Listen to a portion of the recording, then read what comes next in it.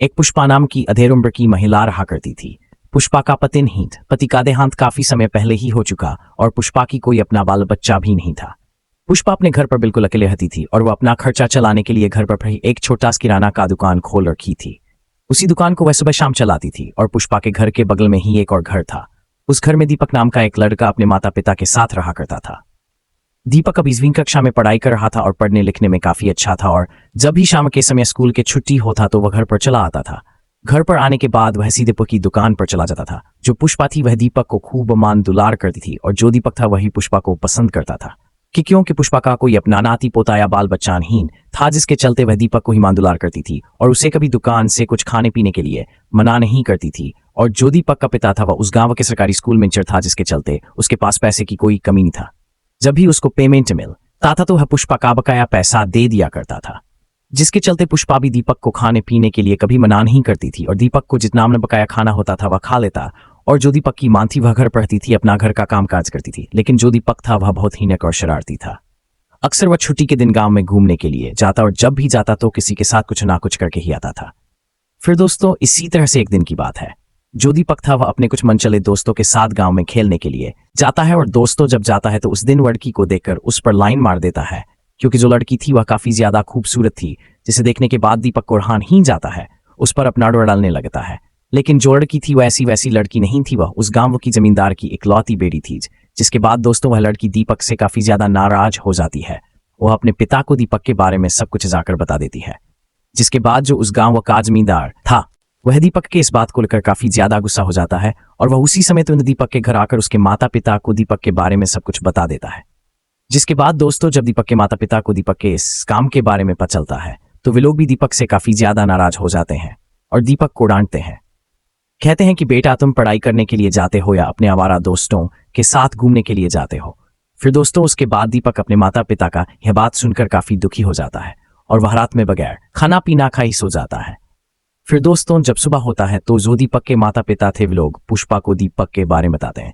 कहते हैं कि देखो जो दीपक है वह तुम्हारा बात मानता है और जो तुम बोलती हो सो करता है और रात से दीपक खाया पिया नहीं है, इसलिए तुम जाकर उसे मनाओ, कमरे में अभी कसो रहा है। जिसके बाद पुष्पा उन लोगों का यह बात सुनती है तो दोस्तों वह दीपक के कमरे में जाती है और दोस्तों जब जाती है तो देती है कि दीपक नींद में सो रहा है तो उसे जगाती है। जब दीपक का नींद खुलता है तो वह उसे समझाती है, कहती है कि अरे दीपक तू तो बहुत समझदार और साक, इतना गुस्सा क्यों है। उसके बाद दोस्तों जो दीपक था वह पुष्पा से कहता है कि अरे आंटी मैं क्या किया हूं, बस मेरा इतना ही कसूर था कि मुझे उस लड़की को देखने के बाद मैं अपना आपा खो बैठा और उसकी ओर आकर्षित हो गया। फिर मैं उस पर डोरा डालने लगा कि वह मुझसे फंस जाए, लेकिन वह ऐसी वैसी लड़की नहीं थी और वह ये सब बात अपने पिता को जाकर बता दी। जिसके बाद उसका पिता घर पर आ गया और जब घर पर आया तो जो मेरे माता पिता है वे लोग उल्टे में मुझे ही डांटने लगे, जिससे मुझे बहुत बुरा लगा और मैं बगैर कुछ खाए पिए ही रात में सो गया। फिर उसके बाद पुष्पा दीपक को किसी तरह से बाला फुसला कर मना लेती है और उसे खाने के लिए राजी कर देती है। फिर दोस्तों उसके बाद जो दीपक था वह अपना घर का खाना पीना खाता है और उस दिन पढ़ाई करने के लिए स्कूल नहीं जाता है। और फिर दोपहर होने के बाद पुष्पा के दुकान पर चला आता है और वहां पर बैठकर पुष्पा से बातें करने लगता है। फिर दोस्तों बातों ही बात में वह पुष्पा से कहता है कि अरे आंटी आप ही तो इतना खूबसूरत हो कि आपका दिल कभी किसी पर नहीं आता है। जिसके बाद जब पुष्पा दीपक का यह सुने तो वह दीपक से कहती है कि अरे नहीं रे, अब कोई तो मुझ प्रभाव ही नहीं देता है और जो कोई भी मुझे देखता है तो मेरे पास से इतरा कर चला जाता है। जिसके बाद दीप पुष्पा से कहता है कि आंटी आप तो बेहद ही खूबसूरत हो और मैं भी आपको पसंद करता हूँ। यदि आपका मन हो तो एक बार मेरे साथ चलो कमरे में, दोनों आपस में मिलकर अपनी जरूरत को पूरा करते हैं और हमारे इस काम के बारे में किसी को हमारे ऊपर शक भी नहीं होगा, क्यों कि तुम काफी उम्रदराज हो। जिसके बाद जब पुष्पा दीपक का यह बात फिर से सुनती है तो दोस्तों उसके भी मन में कुछ कुछ होने लगता है। फिर दोस्तों उसके बाद दीपक के कहे जाने पर उसके साथ कमरे के अंदर चली जाती है और दोस्तों जब जाती है तो वह दीपक की ओर देखने लगती है और जो दीपक था वही मदहोशी भरी आंखों से पुष्पा को देखने लगता है, जिसका नतीजा यह होता है कि दोनों को धीरे धीरे खुमारी छाने लगता है। दोनों एक हो जाते हैं। उसके बाद दोस्तों दोनों अपना कार्यक्रम शुरू कर देते हैं, लेकिन जो दीपक था वह पुष्पा के संग अतानहीन है, यानी कि दोस्तों उसे शान ही नहीं होता है। दोस्तों वह दीपक से कहती है कि देखो दीपक तुम तो जानते हो कि अब मेरी उम्र काफी ज्यादा हो चुकी है, के चलते तुम्हें कार्यक्रम करने में दिक्कतों का सामना करना पड़ रहा है, इसलिए थोड़ा इधर उधर करके ऊपर चांपा अपना जरूरत पूरा कर लो। के बाद दोस्तों जो दीपक था वह किसी तरह से अपना ऊपर शॉट पुष्पा के साथ जरूरत पूरा करता है, क्योंकि दोस्तों उस दिन के बाद से जो पुष्पा थी उसे भी अब दीपक आदत चुका, उसे बगैर दीपक के साथ कार्यक्रम किए रहा ही नहीं जाता था। फिर दोस्तों उसके बाद वह दीपक को एक बिस्किट का पैकेट निकाल कर देती है और कहती है, दीपक इसे खा लो और खाकर मेरे साथ चलो कमरे में। फिर दोस्तों उसके बाद जब दीपक पुष्पा का आवाज सुनता है तो दोस्तों वह भी मन ही मन बहुत खुश हो जाता है। फिर दोस्तों उसके बाद जब बिस्किट खा लेता है तो वह कमरे के अंदर चला जाता है और फिर वह भी दीपक के पीछे कमरे के अंदर चली जाती है। और दोस्तों जब जाती है तो दोनों फिर से अपना मिलकर कार्यक्रम करते हैं और अपना अपना जरूरत पूरा करने लगते हैं।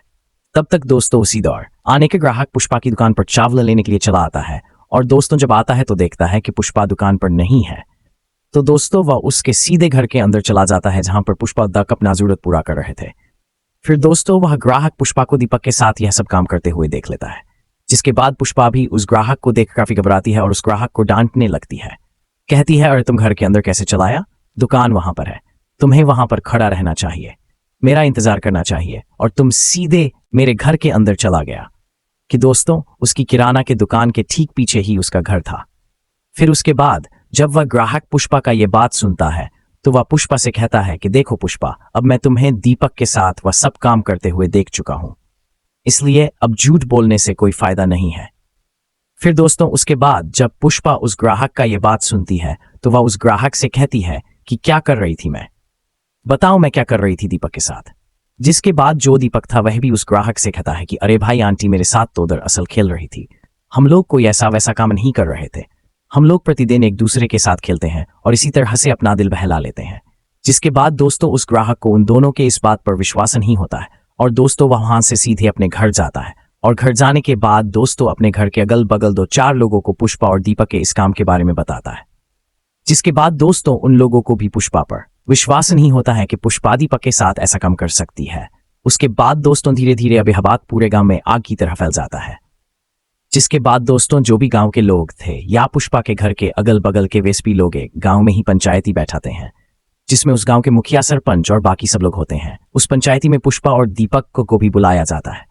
जिसके बाद जो गांव मुखिया सरपंच था वे लोग पुष्पा से पूछते हैं कि बता उस दिन तुम दीपक के साथ कमरे क्या कर रही थी।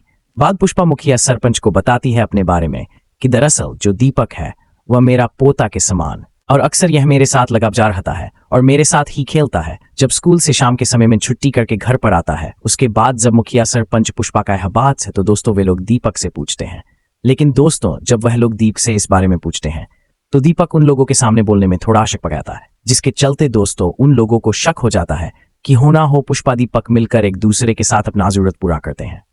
उसके बाद दोस्तों जो गांव का सरपंच था वो दीपक को कहता है कि देख बेटा, तू सच बोल नहीं तो अब हम लोग तुम्हें जेल भेज देंगे और जिसके बाद तुम्हें अपनी पूरी जिंदगी जेल का चक्की पीसना पड़ेगा।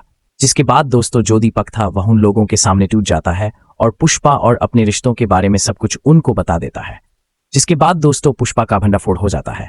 उसके बाद जो पुष्पा थी वह उन लोगों के सामने फूट फूट कर रोने लगती है और उनसे कहती है कि देखो मुझ में भी कोई गलती नहीं है, दरअसल यह सब की आधार दीपक का ही है।